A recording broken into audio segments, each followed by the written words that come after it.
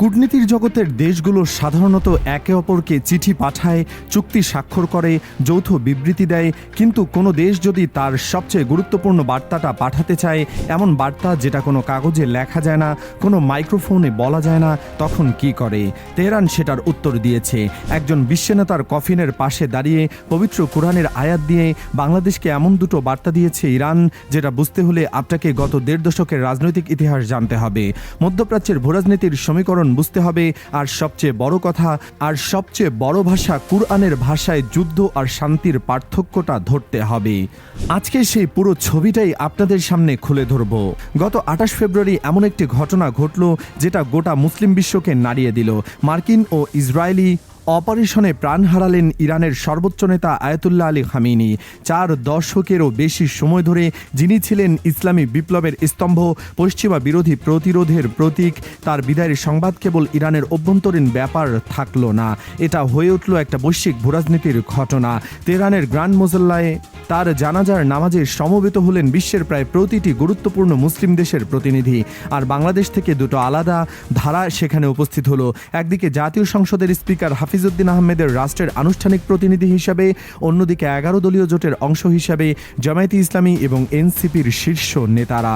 দুটো আলাদা দল, দুটো আলাদা পরিচয়, আর ইরান তাদের জন্য বেছে নিল কোরআনের দুটো সম্পূর্ণ ভিন্ন আয়াত। এখানে গল্পটা সাধারণ শোক সভা থেকে অসাধারণ কূটনৈতিক দাবা খেলায় পরিণত হলো। ঘটনাক্রমের দিকে তাকানো যাক।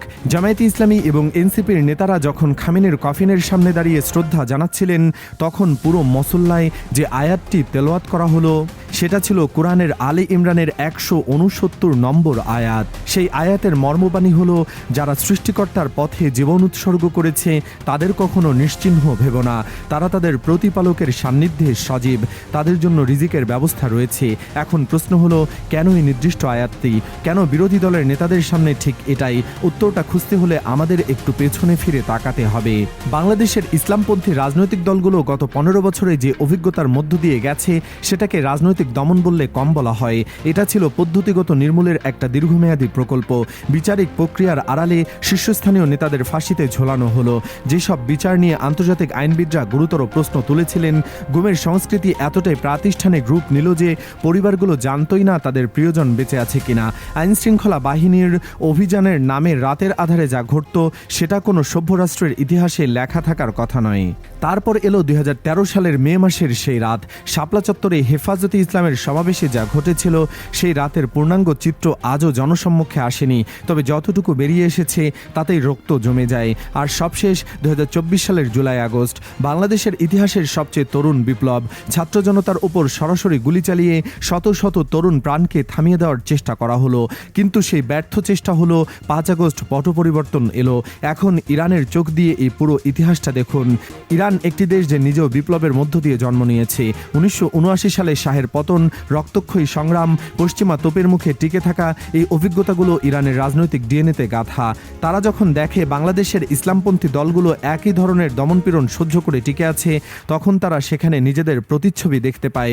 সূরা আলে ইমরানের ১৬৯ নম্বর আয়াত তাই কোনো আনুষ্ঠানিক তেলাওয়াত ছিল না, এটা ছিল একটা সচেতন, পরিকল্পিত, ভূরাজনৈতিকভাবে হিসাব করা স্বীকৃতি। ইরান বলতে চাইল, তোমাদের ইতিহাস আমরা জানি, তোমাদের রক্তদান আমাদের চোখ এড়ায়নি, যারা চলে গেছে তারা হারিয়ে যায়নি। একটা দীর্ঘ লড়াইয়ে ক্ষত বিক্ষত একটা রাজনৈতিক শক্তির জন্য আন্তর্জাতিক মঞ্চ থেকে এর চেয়ে শক্তিশালী সান্ত্বনা আর কি হতে পারে? এবার দৃশ্যপট বদলালো। বিরোধী দলের নেতাদের পর্ব শেষ হতেই এগিয়ে এলেন জাতীয় সংসদের স্পিকার হাফিজউদ্দিন আহমেদ। তিনি কোনো দলীয় পরিচয়ে আসেননি, তিনি এখানে একটি স্বাধীন রাষ্ট্রের কণ্ঠস্বর, বাংলাদেশ নামক প্রজাতন্ত্রের আনুষ্ঠানিক মুখপাত্র। তার সামনে তেলাওয়াত করা হলো সম্পূর্ণ ভিন্ন একটি আয়াত, সূরা আল আজহাবের ২৩ নম্বর আয়াত। এই আয়াতের সারমর্ম, বিশ্ববাসীদের মধ্যে এমন মানুষ আছে যারা স্রষ্টার সাথে কড়া প্রতিশ্রুতি যথাযথভাবে রক্ষা করেছে, কেউ তাদের মধ্যে চূড়ান্ত আত্মত্যাগ করেছে, কেউ অবিচল থেকে অপেক্ষা করেছে, তবে কেউই তাদের দেওয়া কথা থেকে বিন্দুমাত্র সরে আসেনি। এই আয়াত কেন? এটা বুঝতে হলে গত কয়েক মাসের ঘটনা প্রবাহটা দেখতে হবে। খামেনির মৃত্যুর পর আন্তর্জাতিক মঞ্চে একটা অলিখিত বিভাজন তৈরি হলো। একদিকে আমেরিকা ও তার মিত্ররা, যারা চাইছিল কোনো দেশ যেন ইরানের প্রতি খুব বেশি সহানুভূতি প্রকাশ না করে। অন্যদিকে মুসলিম বিশ্বের একটা বড় অংশ যারা খামেনিকে ফিলিস্তিনের পক্ষে দাঁড়ানো একজন অবিচল কণ্ঠস্বর হিসেবে দেখত, বাংলাদেশ এই দুই চাপের মাঝখানে পড়ল। শুরুতে ঢাকা অবস্থান কিছুটা দোদুল্যমান ছিল, কূটনৈতিক ভাষায় বলতে গেলে বাংলাদেশ ফেন্সে বসেছিল। এমনকি সংঘাতের প্রথম দিকে ইরানের বিপক্ষে কিছু বিবৃতিও এসেছিল, যেটা ছিল মূলত পশ্চিমা চাপের প্রতিফলন। কিন্তু তারপর কিছু একটা বদলে গেল। 5 আগস্টের পট পরিবর্তনের পর বাংলাদেশের পররাষ্ট্র নীতিতে একটা মৌলিক পরিবর্তন এলো। আগের সরকারের আমলে ঢাকা মূলত দিল্লির ছায়া হিসেবে কাজ করত। প্রতিবেশী দেশটি যেদিকে হাঁটত বাংলাদেশও সেদিকে পা বাড়াতো। কিন্তু নতুন রাজনৈতিক বাস্তবতায় বাংলাদেশ নিজের কণ্ঠস্বর খুঁজে পেতে শুরু করলো। স্পিকার হাফিজউদ্দিন আহমেদ তেহরানের মাটিতে দাঁড়িয়ে যে কথাগুলো বললেন, সেটাই নতুন বাংলাদেশের পরিচয় পত্র। তিনি প্রকাশ্যে বললেন, আয়াতুল্লাহ খামেনি মুসলিম উম্মার একজন অসাধারণ দূরদর্শী নেতা ছিলেন, একজন রাষ্ট্রীয় প্রতিনিধি যার কথা আন্তর্জাতিক রেকর্ডে যায়। খোদ তেহরানে দাঁড়িয়ে মন্তব্য করা ওয়াশিংটনের মুখের ওপর দরজা বন্ধ করা। ইরান এটা বুঝেছে এবং ইরান এটার মূল্যায়ন করেছে। সূরা আল আজহাবের 23 নম্বর আয়াত দিয়ে তারা বাংলাদেশ রাষ্ট্রকে বলতে চাইল, তোমরা ওয়াদা রেখেছ, চাপের মুখে দাঁড়িয়ে থেকেছ, পিছু হটনি, এটাই প্রকৃত বিশ্বাসীর পরিচয়। কূটনীতিতে কথা সম্ভব, কাজে আসল মুদ্রা। হরমুজ প্রণালী বিশ্ব জ্বালানি বাণিজ্যের সবচেয়ে সংকীর্ণ আর সংবেদনশীল গলা। পৃথিবীর তেল সরবরাহের একটা বিশাল অংশই জলপথ দিয়ে যায়, আর এই প্রণালী সম্পূর্ণ ইরানের সামরিক আওতায়। কিছুদিন আগে এখানে একটি বাংলাদেশি পতাকাবাহী জাহাজ আটক করা হয়েছিল, সেটাকে সম্প্রতি ইরান মুক্তি দিয়েছে। এটা কি কাকতালীয়? মোটেই না। কূটনীতির দাবা খেলায় প্রতিটা ঘটির চাল পরিকল্পিত।